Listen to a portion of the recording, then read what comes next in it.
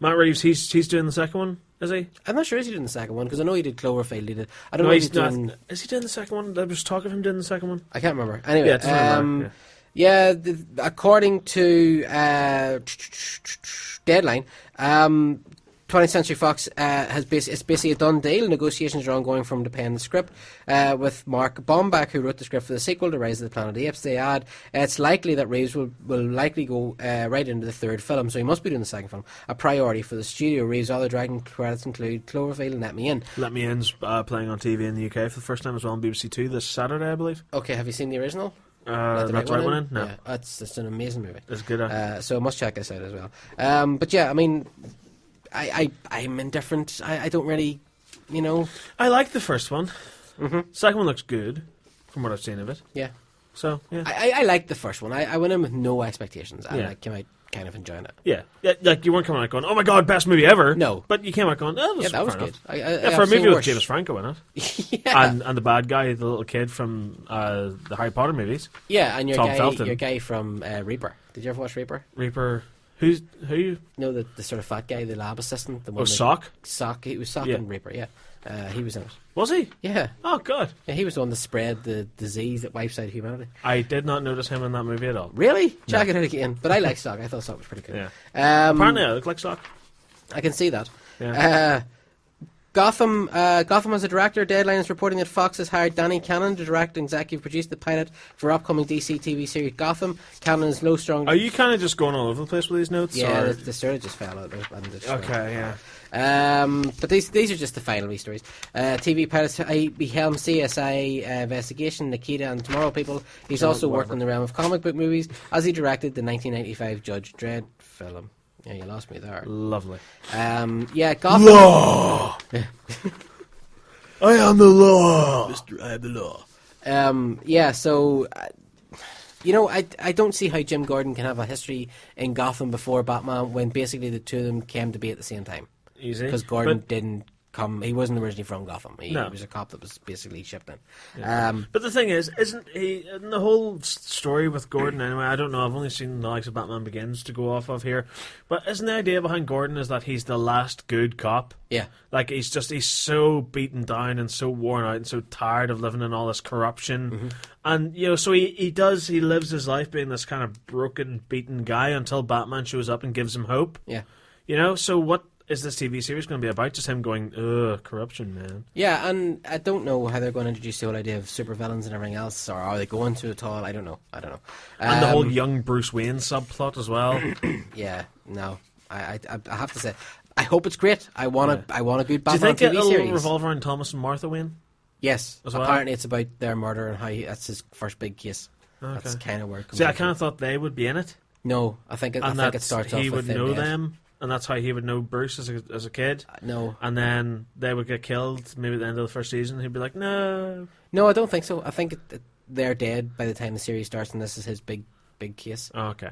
So this would be a continuing thing then? Yes. Him looking into the death of Thomas Martha Maybe. Wayne. I don't know. Why does this series exist? Yes. It hurts my brain. Right. Al Kurtman has been talking about Walking Dead season 4 finale. The midpoint in season 4. I know you're still catching up. You haven't seen it yet. I know what happens. My God, it's bleak. Yeah. Again. Right? But he said, we started the season pretty hopeful and pretty optimistic. We'll open our last half of the season pretty bleak, and we move them into something a little more hopeful by the end. Oh, please do. Please. Yeah. Please. It is one of those shows you watch it and you debate your own existence. Yeah. You just want to end your life. Yeah. Stay away from the comics, because they're even worse. Yeah. But yeah, so that, I mean... I don't know. And what did whoever it was wrote that post at the end of it that they could be moving to that community place again? Like, what's it called? I can't remember. Okay, Mr. I read all the comic books. I do read all the comics, but that happened so long ago. Not Woodbury, the other one. Yeah, Woodbury was the governor's home ground. I can't remember. There's another one. Because there's been 2 or 3 stops since then. Because in Series 4 we also get the radio transmission. Okay. As well, in the car that was picked up. Oh, yeah, I forgot about that. Yeah, so they could be heading there. Okay. They could be finding, the French chick on the island. Yeah. Paul Walker, according to Hollywood Reporter, Universal director James Wan and writer Chris Morgan have reportedly decided on the fate of the late Paul Walker's character Brian O'Connor in Fast and Furious 7. The plan is to tweak the script and add scenes so footage of the late actor's Brian O'Connor character can still be used, but the franchise will be able to continue. O'Connor will not be killed in the movies, but the studio will retire the character using existing footage of Walker that has been shot prior to his death with the hope of satisfying fans. Walker, of course, was tragically killed in a car crash in November, which left Universal in a terrible dilemma on how to proceed. Only half the film had been shot at the time of Walker's death. Production was halted on the film and the release date was pushed back to April 10th, 2015. Okay, no disrespect to Paul Walker. May he, of course, rest in peace. But the first thing that came into my head when I heard that he'd passed away was that the continuation of the Fast and Furious movies, they would do something along the lines of this and use the scenes that they'd already shot with him and then somehow mould them into something that would work for the script. So perhaps, you know, the next scene you'd have Vin Diesel walk in and go, "Oh, O'Connor's out, man," you know, like he doesn't want to risk his family, because obviously in the series he's with Toretto's sister and he has a kid. That's right. And that sort of thing, and he goes, "Oh, well, like, I don't want you risking your life, maybe you should just leave and be with your family and stuff," as was hinted in Fast and Furious 6. Now, the downside to this is when I thought of that, the first thing that popped into my head was, do you know the Simpsons episode Radioactive Man, where they say we can complete the film without Milhouse, and you have that kind of thing where it's like, you know, we have to fight our way out, are you ready? And then it cuts to him on a sofa just going, yes. You know? Yeah. And it's really, really clunky and really horribly edited. You see, like, what I thought of was, are they going to get somebody in to try and replace him? Are they going to try and CGI him? Because obviously at no point in the scenes did he say, right, I'm out, bye. Yeah. You know, so what way are they going to handle this? Because there was, of course, the rumours a few weeks back where they were going to take his brother in, who does look very like him. In fairness, he is uncannily like him. But how exactly they're going to handle this, I don't know. We did get a bit of a debate with actually Andy from the Monday Movie Show, who thought that in the movie they should kill him. And he actually thought they should have done it possibly in a car crash, because, you know, he thought it was kind of ironic that the actor died in real life, to reflect that in the movies, that how, you know, I don't know why. I don't know. Exactly. I think that'll be very insensitive. I thought, you know, and a lot of people actually say, Andy, no, that doesn't.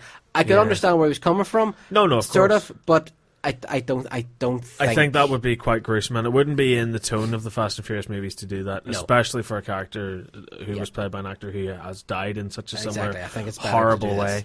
I thought they might have killed him. But definitely not in that way. Yeah. And then again, I can see where Andy's coming from in the sense that that would be the most easiest thing to do, which would be just have the wide shot of just a stunt car bursting into flame and rolling over or something like that, and then just try to going, no, or something like that. And it would be very easy to do that. Yeah. But of course, that's the easy way out, and a lot of people wouldn't like that, and it's very insensitive. Yeah, no, I totally agree. Right, Stephen Moffat, the own boy what looks after Doctor Who, has been talking about Sherlock. He has. And apparently him and Mark Gatiss, who's also the co-creator of the current Benedict Cumberbatch Sherlock series, have got together and said, like, they were at some press junket or something, they got on the Sherlock bus, and they sat down, and the two of them just basically thrashed out, careful now, the entire plot line for series 4 and 5. Yes. Or the next 6 episodes, depending on how you want to look at it. Yeah. So obviously this is good news for all the Sherlock fans. Yeah. The problem with Sherlock, especially this season, why are you doing this? Especially this season. Mark is playing with his iPad, by the way, just in case you're wondering. Yeah. Is it because they showed the first 2 episodes very close together? It really feels like it's only just been back a week. Yeah, it's like that, and it's gone. Yeah. I hate that. Like, I love it, but I hate it at the same time that Sherlock works this way. Only 3 episodes over the course of 2 years.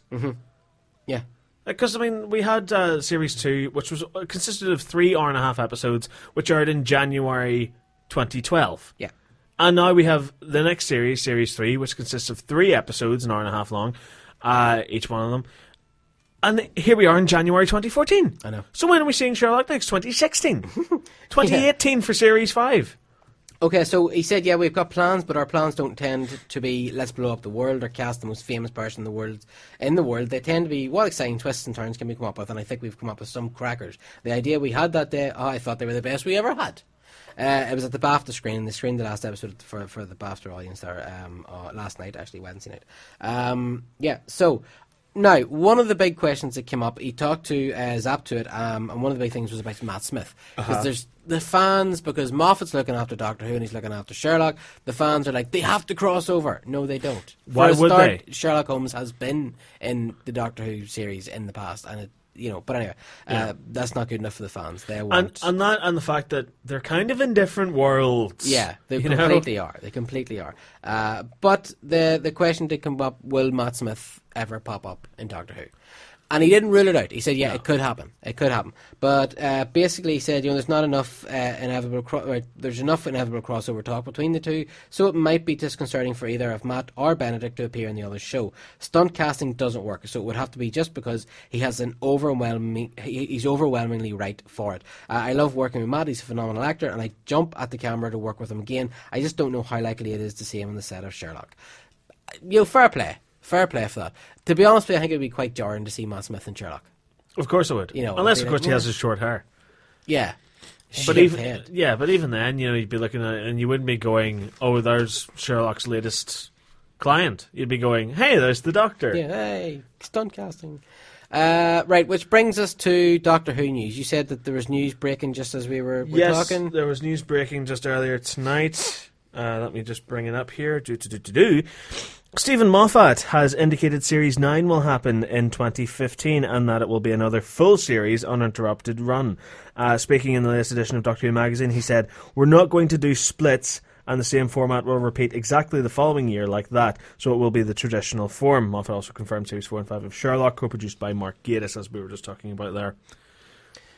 Okay. Now, Peter Capaldi has started. Begun filming, yes. January 6th, I believe, was his first full day on the TARDIS. Yeah, and he tweeted, what is it he tweeted? He said, "New job, first day, slightly nervous, just like the Doctor, I'm emerging from the TARDIS into a whole new world." Now, of course, this is one of these things that it went online, and I jumped on it right away thinking, yes, let's see his costume, and no, he was still in Matt Smith's costume. Matt Smith costume. Yeah, no, it'll still be tightly under wraps. Yeah, and again, Stephen Moffat. Sorry, go ahead. He is filming episodes 1 and 2 of Series 8 back to back.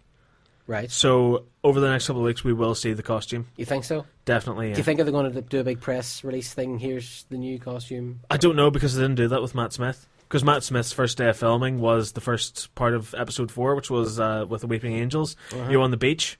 Yes. So he had photos of him and Alex Kingston and all on the set, and he had him in his tweed jacket and all, and he was flicking his sonic screwdriver around, so you got a good look at it too. So I don't know if they'll do that, because we had the on-set pictures taken this week from his first episode, which was, it confirms that the Paternoster gang are back, of Jenny, Vaster and Strax, who will be set in Victorian London. Who I hate. You hate those three? Well, I don't hate. Hate's a strong word, but they just don't bring anything to the party. No. Really. Am I on my own there? Well, I could take them or leave them. To be honest with you. I don't hate them, but I'm not exactly going, I can't wait for another episode with the Silurian. Yeah. Yeah, I'm kind of the same. I thought they were kind of like, one-note characters. They were all brought together for that one episode in Series 6 where, the Doctor has the assault on Damon's Run. And he gets all his mates together, and then all of a sudden the fans were like, "Oh, do you know, that's awesome, let's see them together." And then there was talk of spin-offs and all that nonsense. And then in the Christmas special, not last year but the year before, we had them back again in the Christmas episode. And it was one of those ones where it was like, do you know, they were brought together for one episode. More than that's overkill.